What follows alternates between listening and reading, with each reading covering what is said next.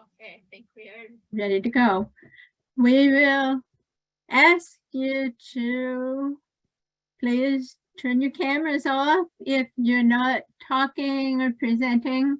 That will help us to be able to see the interpreters better on the screens, so we would appreciate that. We would really like to welcome everyone to our presentation today from the Disability Inclusion Network. I'm Linda Lodefink. I'm the vice chair for the DIN. We would like to offer you some suggestions and ideas to please take the time to enjoy the presentation and let us know if you have any questions at the end. We will have a little bit more information on how to contact us and everything. The Disability Inclusion Network is presenting National Disability Employment Awareness Month. And in recognition of the important role that people with disabilities play in a diverse and inclusive workforce, the theme for this month is disability part of the equity equation. We would like to thank you all for joining us today, and we hope that this will be a good opportunity for everyone to learn and share more information. Next slide, please. Today, our goals are for everyone to be able to learn some workplace strategies that foster inclusion of people with disabilities in all aspects of employment. I'm going to turn the time over now to Noemi, and she will be taking it on from there. We will have different presenters for parts of this, as we hope you enjoy this day. This is Noemi from Department of Services for the Blind.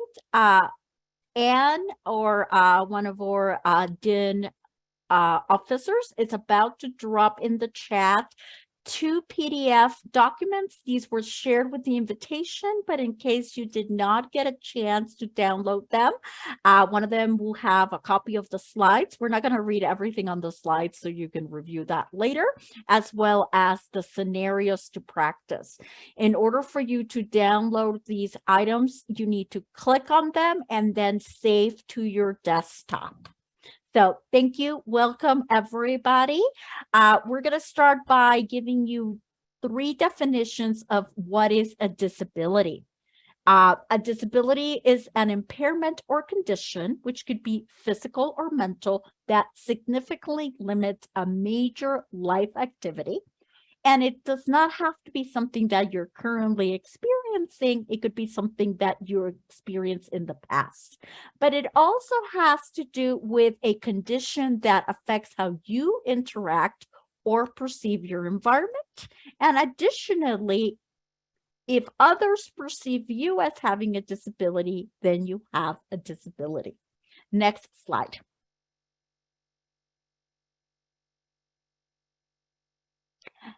On the screen, we have different samples of disabilities. Again, we're not going to be reading everything. This is why we shared the information in advance, but disabilities include different facets: mobility issues, sensory issues, mental and behavioral health issues, and speech disabilities. Next slide.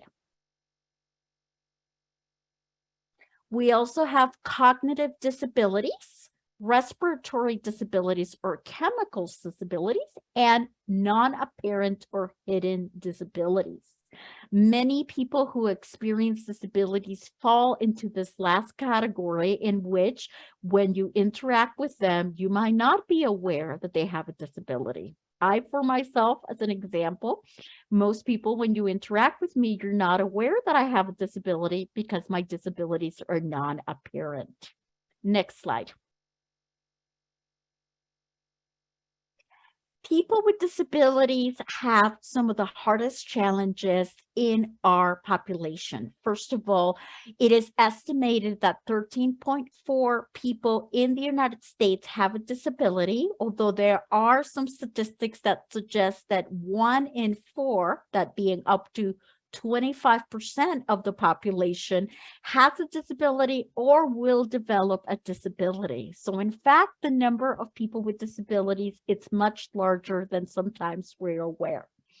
Similarly, people with disabilities have a lot of challenges when seeking employment and completing education.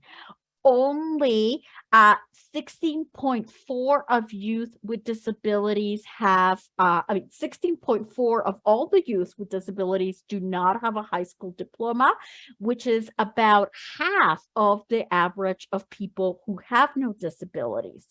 Similarly, the folks who live in poverty, in the general population, 11.1 of people who live in poverty are people without disabilities versus 25.2 of all the people with disabilities live in poverty. And again, there's other statistics which you can review when you review the materials. Next slide. Washington State has a high percentile as well of people with disability. We have over 500,000 people ages 18 to 64 are people with disabilities.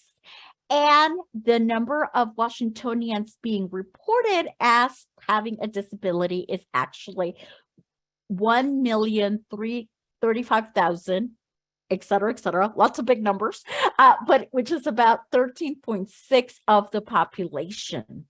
Again, in Washington, you may remember that the national average was 25.2. In Washington, it's actually 25.5 of people with disabilities ages 18 to 64 in Washington live in poverty. There, of the 65,000 employees at Washington State, many of you, of course, are employees at Washington State, only 7,000 of them are people with disabilities. So under 3% of our workforce are people with disabilities. Washington ranks 20th on employing people with disabilities, which is not a good number to be there. Next slide. The Washington State Human Resources Manager report highlighted the following numbers around or inclusion of employees with disabilities. Those with disabilities are retiring at a faster rate than those without disabilities. People with disabilities in the workforce are retiring at 4.9% versus the average of 2.6. That is almost twice as much. There is a movement of people that are beginning to self-report disabilities. In the executive branch, it increased for 3%. However, we're still falling short of the target of 5% employees being that with a disability, because that reflects the available workforce in the state. So the reason for this program today is to make sure that we all learn together about how to better recruit and, most importantly, retain employees with a disability and create an inclusive and belonging environment so that employees also feel free to disclose their disabilities. That I am going to turn it over to our next presenter, who is Sarah Norton. Thank you. Hi, everyone. My name is Sarah Norton. My pronouns are she, her, hers. A very brief visual description. I am a Caucasian female with rosy red cheeks. I have long, dark brown braided pigtails. I am wearing black plastic framed glasses. I have on a maroon hooded long sleeve shirt, and I have my work ID badge lanyard around my neck. I'm going to talk briefly about some tips and tricks about inclusive interviewing practices for people with disabilities. Next slide, please. Right. So the first thing is, how do we recruit more inclusively? How do we get people with disabilities to know about our jobs and apply for them? So some brief examples: participate in career fairs that target individuals with disabilities. Please make sure to remember our veteran community is part of the disability community as well. And there are many job fairs for veterans. Engage current employees or an employee resource group or a business resource group as a referral source. Ask DIN to put out your job descriptions. Reach out to us to find out how you can improve your job announcements, your recruitment process. Include employees with disabilities on recruitment teams. This one can sometimes be tricky because we think, well, I don't know who's disabled. And that's fine. Like, you're not going to know a lot of people who have a disability. What's more important is when you're looking for volunteers and participants in these teams, to state you're looking for participants who are in the following communities. List all of the marginalized communities. Make sure to know, no one volunteering has to say, I'm volunteering because I'm part of the disability community. We just want to encourage people to know that we are seeking to diversify our teams, and that's one way to do it. Again, another one is leverage resources that identify job applicants with disabilities. Unsure where to find this information? One of the guides that's going to be posted again and was shared is the DIN's Inclusive Recruitment and Interviewing Guide. Pages 10 and pages 17 and 18 list a ton of different resources for you that fall into this. Next slide, please. So, what types of questions can you ask yourself about your current screening and reviewing processes? Well, one of the first things is the online application process accessible? Can individuals with disabilities easily access it? Now, I know I think almost all of us use the careers.wa.gov website. So we do know that that meets the minimal criteria for 508 compliance for people with blindness, low vision, who use screen readers. But it's more than just that. It's about the questions you're asking, the supplemental questions, the way the actual job posting is worded. Are certain requirements truly required? This is a big issue, especially the example we gave, a valid driver's license. Every job I've looked at randomly says you have to have a valid driver's license. The majority of those jobs, I couldn't see any requirement for travel that would require somebody to have to travel independently. For those who are unable to drive or even unable to obtain a driver's license, this is an immediate barrier and borders on straight discrimination. Reasonable accommodation can provide transportation for these individuals. Could it share the need for travel or adjust the need for travel with a virtual world? So it's really crucial, instead of saying a driver's license, perhaps phrasing it ability to travel. If accommodations are needed, speak to, because that's going to make the job description and the job itself much more accessible. Lived experience. What do we mean by this? Lived experience is often unpaid from non-traditional experiences and even non-work environments. For example, somebody who has navigated the world of elder care, applying for state benefits, finding living situations for a family member, has great, vast lived experience and could help many people who have to do this for their own family members. Another example, somebody who has spent years coaching their child's sports team. They're going to have a lot of experience in planning, coaching, organizing, coordinating. This is not formal experience, but it shouldn't be excluding these candidates who may not have work history for quite a while. Many people don't work to take care of their family. Military spouses often travel frequently and move, and so choose or are unable to work during those times. Want more information about this section? Check out page 12 of the Disability Inclusion Recruitment and Interviewing Guide. Next slide, please. So a few other tips for more accessible interviewing. Offer the topics and questions ahead of time. There's often a thought that this would allow people to prepare ahead of time, and that's exactly what it will do. In most jobs, you're not put on the spot. You have time to prepare when you're going to present information, right? So why should we not be offering that to people ahead of time? Especially people who have auditory or visual impairments, who have neurodiversity, who have reading disorders. It's going to allow them to fully process what's going to be asked of them.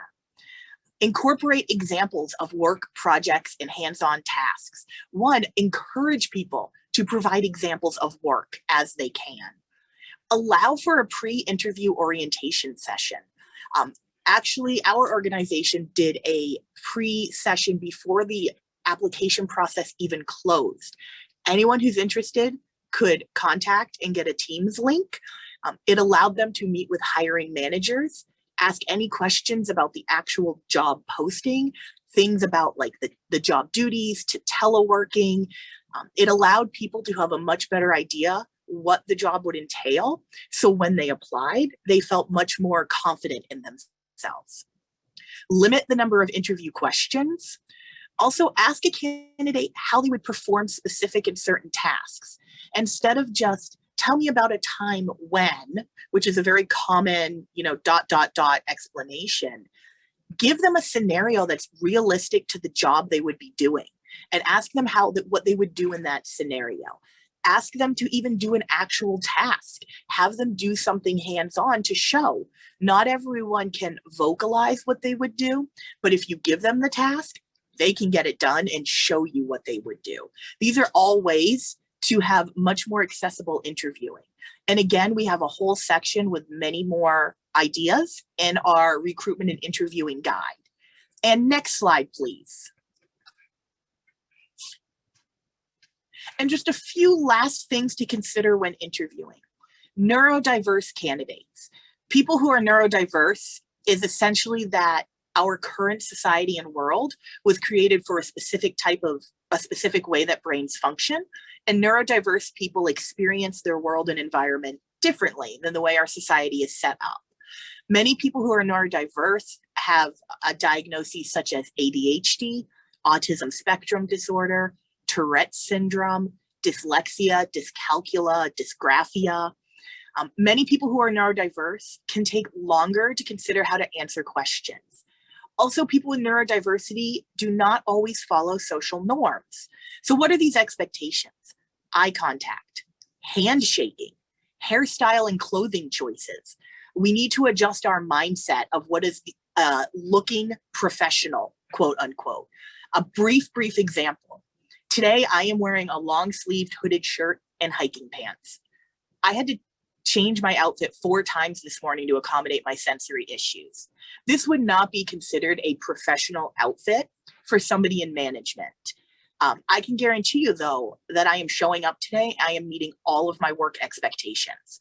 So again, adjusting our idea of professional is going to be very helpful.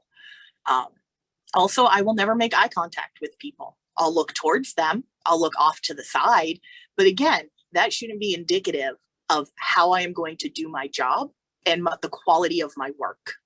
And a last quick thing is candidates with speech-related disabilities may need questions phrased so that short answers can be given, because the actual act of vocalizing or the act of thinking and speaking is not as developed, or is, I'm sorry, I'm totally blanking on my word here. They have difficulty with that, is what we're saying. So maybe start with some close-ended questions and then start adding some more open-ended questions for detail. But don't just assume, especially if you gave someone tell me about a time when, and then you want a 3-part question, they may not be able to answer all 3 parts because they couldn't process and vocalize the answer to all 3 parts as once. Again, the interviewing guide, it's called the Disability Inclusion Network, Inclusive Recruitment and Interviewing Guide. And it was available when you were sent the invitation, and it will also be posted in the chat room. And I am going to stop my part and pass it on to the next person. Thank you so much. Hi, everyone. My name is Elaine Stefanowicz, and I work for the Governor's Committee on Disability Issues and Employment. And I'm also part of the DIN, Disability Inclusion Network. I'll be sharing some scenarios, etiquette, and awareness tips. And after I read the scenarios, we would love for your feedback of what could be done differently. So thank you. All right. Next slide, please. Okay. Mark brings his service dog to work every day. Jenny, who's a dog lover, starts bringing in dog treats and often crouches down to talk with Mark's service dog. Mark's dog is working and needs to focus. What could be done differently? Does anyone have any ideas? Please unmute yourself.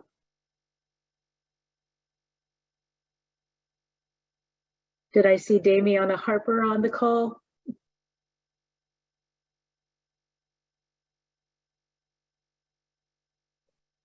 Way to call me out, Elaine. Yeah. What could be done differently, Damiana? I have to apologize, Elaine. No, Can that's you okay. repeat the question? Yeah. Mark brings his service dog to work every day. Jenny, who is a dog lover, starts bringing in dog treats and often crouches down to talk with Mark's service dog. Mark's dog is working and needs to focus. What can be done differently? Well, Mark needs to diplomatically ask that his dog not be interrupted while he's working, because that's dangerous for him. That's right. Absolutely. Thank you. Appreciate that. One of my coworkers here, I'm Philip Rasmussen, by the way. One of my coworkers has a service dog, and I agree with you. When the service dog is here, you do not pet the dog, you let it do its job. So. Right. Thanks, Philip. And Yeah, thanks, Damian. I appreciate that. You're welcome. Hi, Okay. Robin Moreau Oh, here. I good. just wanted to Yeah. say that, it's, Jenny needs to be able to ask when it's appropriate to touch the dog or basically have that interaction with the dog, because they are there to provide a service. Absolutely. Absolutely. Thank you. And of course, as we're talking about dogs, my dogs are barking in the background. So only when you're on a Zoom call. So I apologize for that. So they're providing sound effects. Okay, so awareness tips. If you could change, go to the next slide, please. I'll share some awareness tips with service animals. A service dog is working and focused on completing tasks for its owner. Service dogs are not required to wear vests or harnesses that identifies them as a service dog, according to the ADA.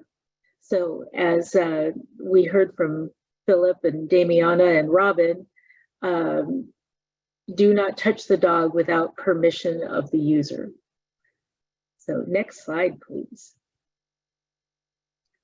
So awareness tips for sensory disabilities. So we have 3 tips here. Verbally identify yourself when you approach a person with a visual disability, offer a guided tour of the workplace with descriptive directions, and provide work-related materials in accessible formats, and send materials out at least a week to 3 days in advance. Next slide, please.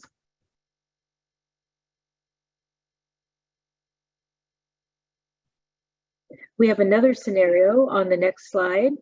So both of these were such great scenarios we couldn't choose. So we have 2 for this. So scenario 1, Tom and his interpreter Joe are introduced to Sue, an employee from a different unit. Sue says, well, looking at Joe, tell him it's nice to meet him. What could be done differently? Anybody from the audience have an idea what could be done differently? Please unmute yourself. Hi, this is Corey Knopflinger. Hi, Corey. And what Sue could do is she could look at Tom and she could say it's nice to meet him directly. That's right. Absolutely. I'm a wheelchair user myself, and people tend to do that to me. They'll talk to the person I'm with rather than me, so it happens for me in a lot of different situations. So thank you for that. Scenario 2, Mary responds to a question asked by Sue. Sue, while looking down at a piece of paper, says something back. Mary explains she's hard of hearing and needs to read lips. Sue responds in a very loud voice, "Oh, I'm so sorry for you. Never mind, I will talk to someone else." What could be done differently? Anyone? Hi, this is Maggie Campbell. Oh, and I see Yes. Adam popped up too, but yeah, I deal with this all the time. So the person could look off and allow me to read the lips. That's right. That's right. It's just a matter of looking up and not assuming that people don't understand or that they need, you need to scream at them for them to understand. So absolutely. So thank you. My for that. scenario is, if a person is hard of hearing, you can look at the person's other side and the person's good ear, then having to shout at them. Right. So Yeah. Thanks, Philip. I appreciate that. yeah, no problem. Okay. Next slide, please. What am I doing? So awareness tips for sensory disabilities for people who are deaf-blind. So people who are deaf-blind will often need to touch. Hands allow people with deaf-blind to have access to objects, people, and language that would otherwise be inaccessible to communicate or explore their surroundings. Adaptive or assistive technology can be used to enable an individual to do their job. Provide a tour of the work site and be sure to conduct safety planning. So I know with me being in a wheelchair, I have a buddy in the office that helps me to make sure I get out of the building if we have a fire drill or the alarm goes off. So for sure for people who are deafblind, but anyone with a disability, having a safety plan is a good idea. Next slide, please. Deaf or hard of hearing, when appropriate, provide a qualified sign language interpreter, CART captioning service, or training videos that are captioned. Invite coworkers who are deaf or hard of hearing to your social events. You think, well, of course we would do that. That's so obvious, but sometimes it isn't always obvious. And maintain eye contact and direct your communication to the person who's deaf when using a sign language interpreter. Don't talk to the interpreter, talk to the person who's deaf. Next slide, please. Here is another scenario. Shonda is interviewing for a job. She does not shake the interviewer's hand and makes no eye contact with the interviewer. The interviewer tells their manager Shonda will not be a good fit because she's disrespectful and that she does not shake hands or make eye contact. What could be done differently? Does anyone have any ideas?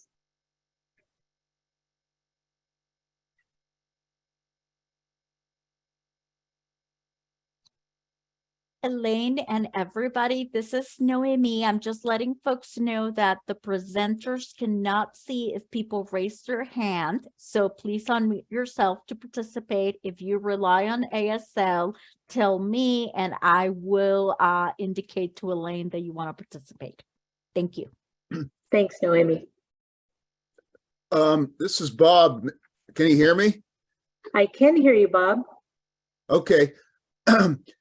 In that scenario, if Shonda is like neurodiverse or something, she might want to explain that she has some sensitivities so that they don't assume that she's just being disrespectful. Just say Right. that. Yeah. Okay. No, that's a great idea.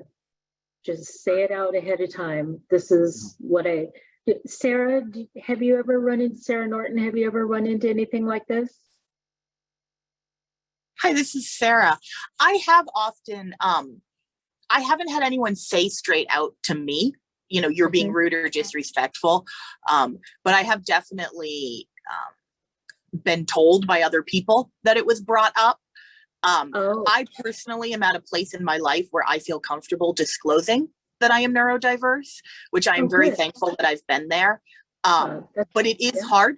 Not everyone who's neurodiverse is actually capable of talking about it, whether it's Right. physically or psychologically, cognitively. Some people don't even know that they're neurodiverse. There are so many Right. people out there without diagnoses that have no idea that there's a whole community for them. Right. So Yeah. if you are and you feel comfortable, disclosing is absolutely okay. If you're the hiring manager or interviewer, I would highly recommend trying to put that implicit bias that we don't even know we have aside and think Right. about the quality of their answers and their work and how will that speak for them. Right. Thank you. And maybe- Elaine, Yes, go ahead. sorry, this is Damiana. One of the things that's interesting about this is it's also an issue for people with visual impairments because you don't necessarily see if somebody is reaching out their Right. hand to shake it. Right. It's one That's one true. of the great things about COVID because people stopped shaking hands, so it wasn't an issue. Well, there you go. There you go. I was never much for shaking hands before COVID, so that's a really good point. And it Hi, could be this a is- culture- Oh, go ahead. Sorry. This is Jessica Clayton. I was just going to say it shows up a lot for victims of trauma experiences, domestic violence, that kind of thing.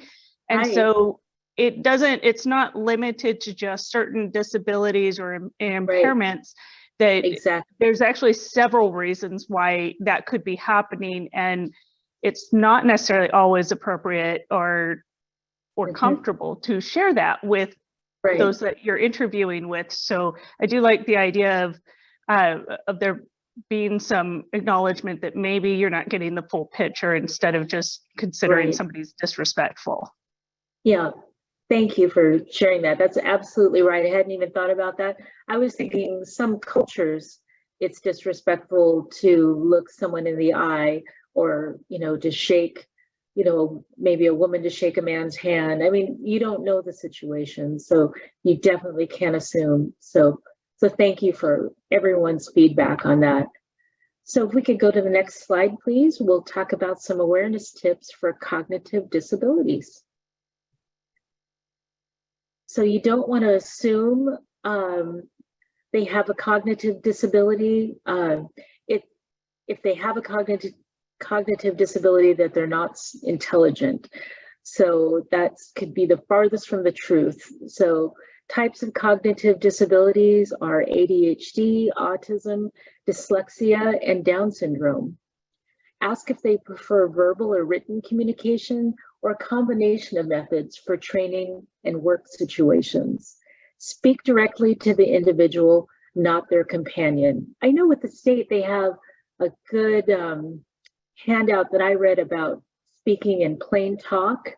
And that was really helpful for me because I didn't realize that I was writing in a way that might not be easy for everyone to understand. Next slide, please. So we're going to talk about some awareness tips for respiratory disabilities. So office products can trigger a respiratory reaction, cleaning products. A lot of the offices have fragrance-free policies. So people, asking people to discontinue wearing colognes or perfumes. And it can also affect, they put scents in everything, hairspray and shampoo and body washes and hand lotions. So that can be a reasonable accommodation request for an employee who requires a scent-free zone. So, and then we list a WAC down at the bottom, and maybe we can put that in chat too, that talks about a fragrance-free policy in Washington. Next slide, please.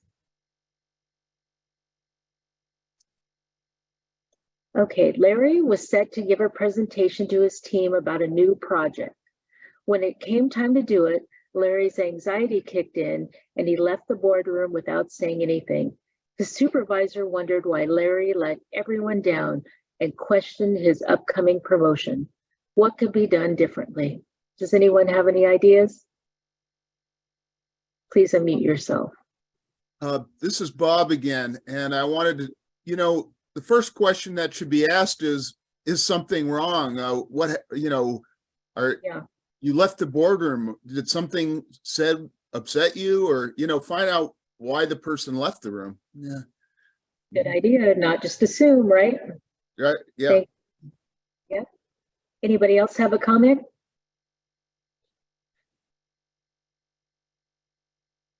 Anyone ever have an anxiety attack before they're going to have to give a presentation? So no, that's absolutely common. It could definitely happen. Or you're just having a bad day, or had bad news, or it doesn't even have to be disability related. So thank you. Next slide, please. I'm going to share some awareness tips on mental health conditions and other non-apparent disabilities. Now, my disability is very obvious because I use a wheelchair, but of course, not all disabilities are apparent like that. So avoid stereotypes and assumptions about how individuals may act. Allow the individual time to think and answer questions. In a crisis, stay calm and be a support. Allow extra time for the person to process what's being said and to respond in interviews and in meetings. I tend to do that. You want it. We're not used to uncomfortable silence. And so I know for me, I tend to want to fill in and not wait for people. And because I'm a fast talker, so it's something that I'm always trying to work on. And then sponsor awareness building and an anti-stigma campaign. Next slide, please. So we're down to our last two slides for me. And the first one is the don'ts. So don't assume a person cannot function on their own or perform a task. Do not touch, play, or distract a service animal without permission. Do not lean on a person's mobility device. And I've had people lean on my wheelchair before when I'm showing them something on my computer, and it is invasive. It's kind of hard to explain, but you feel like a piece of furniture. So I do not elevate your speech when interacting with people who have disabilities. And my ex-husband is blind, and they used to, does he want salsa on his taco? And he would yell back, no, he doesn't. So anyway, I'm sorry, I have bad humor. Okay, and then our next slide, please. And the final slide is do's. Do ensure that your office spaces, agency, social event venues are accessible. Talk directly to the person and not their interpreter. Use people first language like person with a disability or identity first. However, please ask to ensure what the person prefers. Only mention disability if it's essential to the conversation. That's it for me. And now on to Katie. Hello, everyone. My name is Katie Merkovich, and I work with the Department of Social and Health Services, Division of Vocational Rehabilitation. And I'm going to share with you some inclusive virtual meeting strategies or tips. And I'm going to end today with workplace strategies. So next slide, please. So an employer is planning a virtual meeting for their unit. To be more inclusive, what should they do?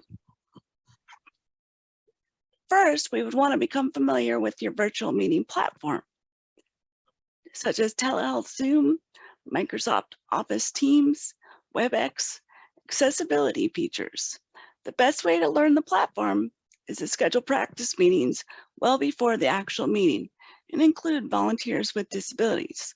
Several practice sessions may be needed so everyone knows how to configure and use the features. This will go a long way in ensuring the optimum meeting experience for all participants. All these platforms have unique features to learn where the accessibility features, learn where the features are. Finding closed captioning on and off, enlarging the screen, using high contrast colors, recording the meetings, Locate your accessible resources in advance of the meetings to guide you if needed, like Zoom and Microsoft Teams has accessibility tutorials. Next slide, please. Captioning benefits. Captioning aids assist in comprehension and focus for all of us, not just individuals with low vision. The transcript option in the virtual meeting is effective for screen readers. CART, Communication Access Real-Time Translation, is preferred for accuracy. Automated captions provided by the platform depend on the artificial intelligence and voice recognition and can vary widely in quality and accuracy. This option is effective for impromptu meetings or as a backup, but should not be relied upon for accommodation. Next slide, please. Handling accommodations. Include how to request accommodations on your agency flyers, social media posts, and email announcements. Should all include how to request accommodations to allow the lead time needed to get them in place. Such accommodations may include, again, CART, where a person, a captioner, is typing what is being said for the most accurate captions versus relying on those automated captions. ASL interpreter services. Distribute your meeting materials before the meeting, such as agendas, PowerPoints, for screen reading software, and for those with cognitive and non-apparent disabilities to have additional time to become familiar with the information that is going to be discussed or presented. Next slide, please. Meeting conduct and content for virtual meetings. Documents should be accessible, should be in an accessible or alternative format. If you're sharing electronic documents or slide decks during your virtual meeting, you should make them accessible to attendees with disabilities. In addition, if you're promoting your meeting on social media, your post should be accessible. Decide your meeting details. Use the sample checklist in the resource through the den, such as tips and tricks for inclusive virtual meeting planning. The type of inclusion and roles of presenters, those attending, the moderator, note taker, decide on who's going to be in those roles. And what's needed for those roles varies on what type of meeting you're having. Check in with attendees before the meeting and during. Open the meeting 15 to 30 minutes early for all participants who need additional setup time. If you notice, we opened our meeting up at 11:30 for those that were going to need additional time prior to this meeting today. Ensure external services such as interpreters, captionists can join early to test their services before the meeting starts. And during the meeting, make sure you say your name before speaking. They will identify you to it'll identify you to those who cannot determine what you are, who you are by the sound of your voice. Saying your name both ensures transition between speakers and ensures that everyone knows who's talking. Next slide, please. These are some friendly reminders of why it's okay to be off camera during a virtual meeting. If an employee is blind or has low vision, they may not be able to see what their colleagues are seeing or knowing where to look. Support the individuals who have attention deficit hyperactivity disorders by reducing external stimuli and visual distractions. Individuals who experience anxiety may be exacerbated by being on camera, and it may be difficult for employees who are deaf or hard of hearing to read CART or ASL while on camera. Next slide, please.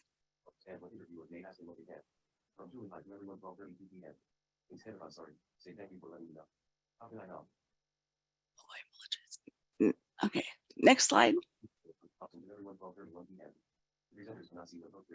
Last slide, please.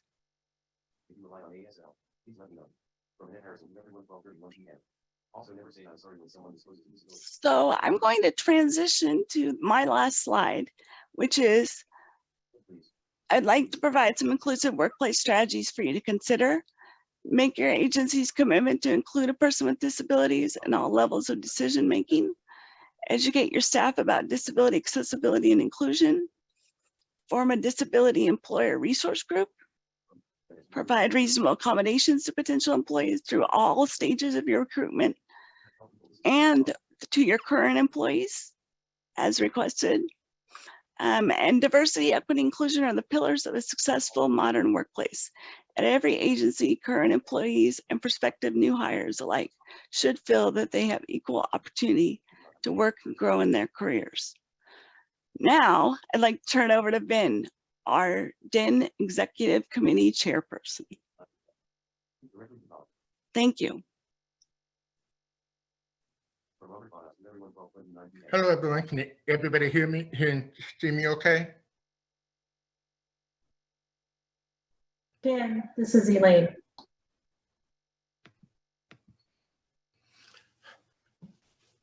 So in conclusion to this presentation that was wonderfully done by a subcommittee, our DEN subcommittees, the summary would be ask your employee how you can best accommodate them. And keep in mind that one solution does not fit all. And it also should be noted that as employees, just as ourselves, we owe it to ourselves to look at different laws that impact the reasonable accommodation for everybody. Next slide, please.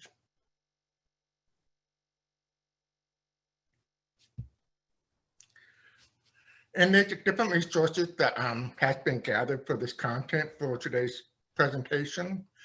Inclusive Recruitment and Interview Guide provides an overview of what disability is, the ADA, reasonable accommodation, unconscious biases, recruitment, screening candidates, interviewing tips and resources. And there is a PDF for Disability Inclusion Network, Inclusion Recruitment and Interviewing Guide. There's also the Disability Inclusion in the Workplace. This informed by the variety of apparent and non-apparent disabilities and answers many questions about etiquette and language. Of course, there's the hosting and the inclusive virtual meeting. This discusses how to make some virtual meetings inclusive for people with visual, hearing, mental, learning, physical disabilities. And there's also a link for disability data from the Social Security Department. Next slide, please.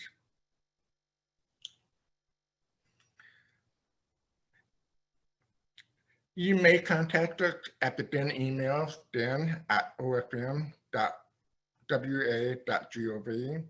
And of course, there's a new DEN website, http://www.den.org/. And we'll go ahead and turn it over to Linda. And if there's any questions, please feel free to contact us.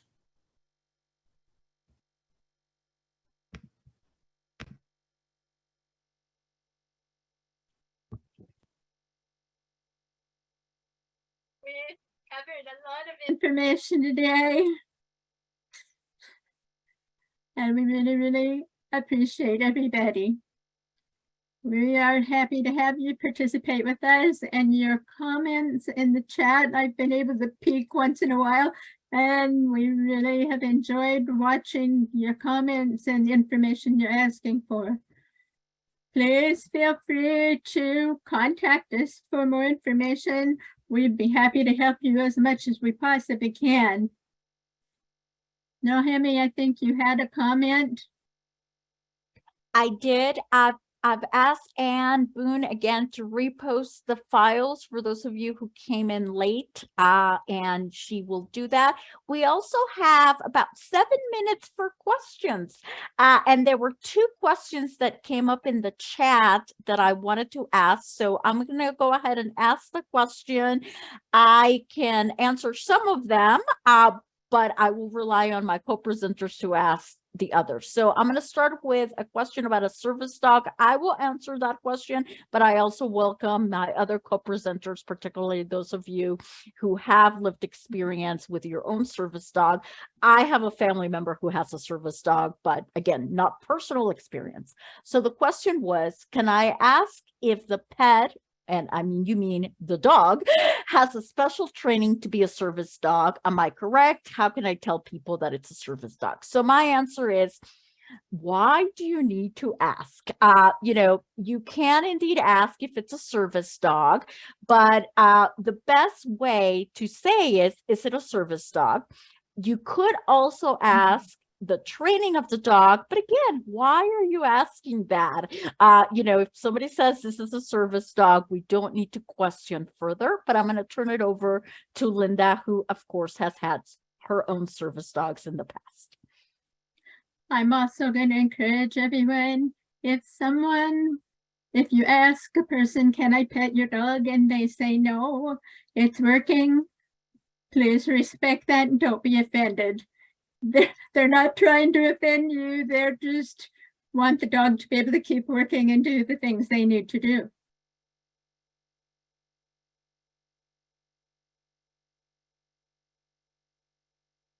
And this is Noemi again. The second question, and I asked my co-presenters to please help answer this question from Kenley Asato, is for lived experience, and this was in relation to people did find that lived experience as part of their materials.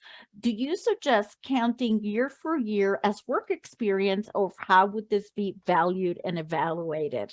So I'm actually going to ask Katie, because Katie works at Division of Vocational Rehabilitation, to see if you could help us answer that question. Thank you, Naomi. This is Katie. Do you mind repeating the question one more time? Of course, no problem. The question is, it's around acknowledging lived experience, and the person wanted to know, how do you count that lived experience for it to be evaluated and valued as you submit application materials? Is it year for year, or how do you suggest they identify that? That would be a great one for me to get more information and get back to the person and get back to everyone. I don't know if we're doing a QA after this, like a guide, but I honestly don't have the specific answer for you on that one. But I do know someone who will have the answer. So, Kenley, I asked that you email us at dinofm.gov. I'm going to put it in the chat, and we will get back with more details on that. And we do have a few more minutes for any last questions. People can either raise their hand or unmute themselves or ask in the chat. And for those of you who need to log off, because I know we do have day jobs, thank you. We will let you know through the DIN listserv where the recording will be found.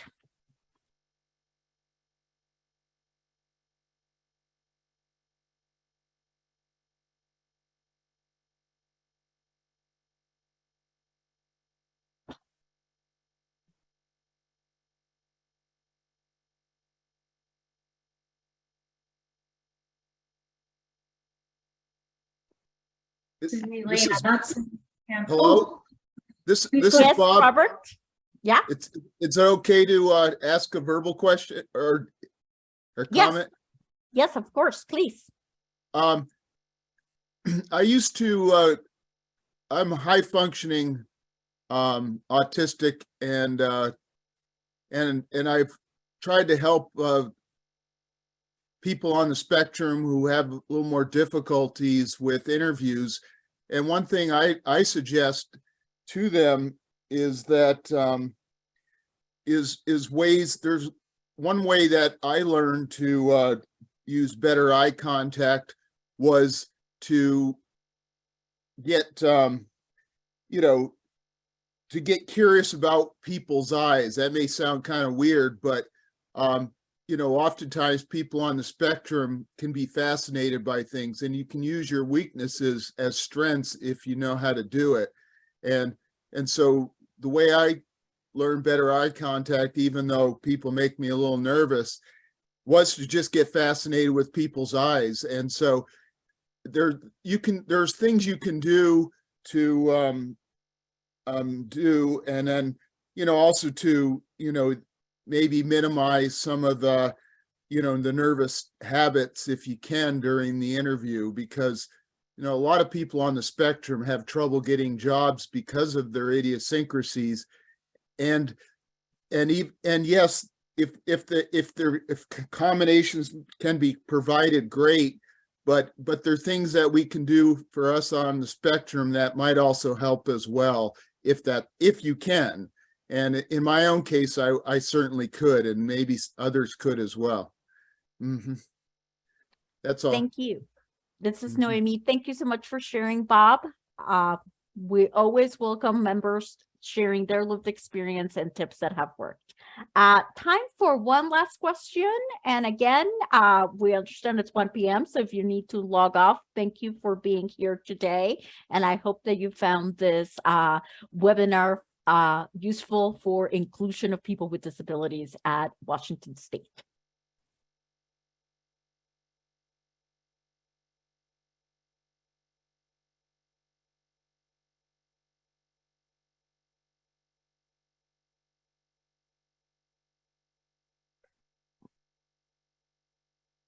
All right, I'm not seeing any more questions. I'm going to stop the recording and I'm going to ask those of you who are not presenters to please leave the webinar. We're going to have a short debrief with presenters about next steps.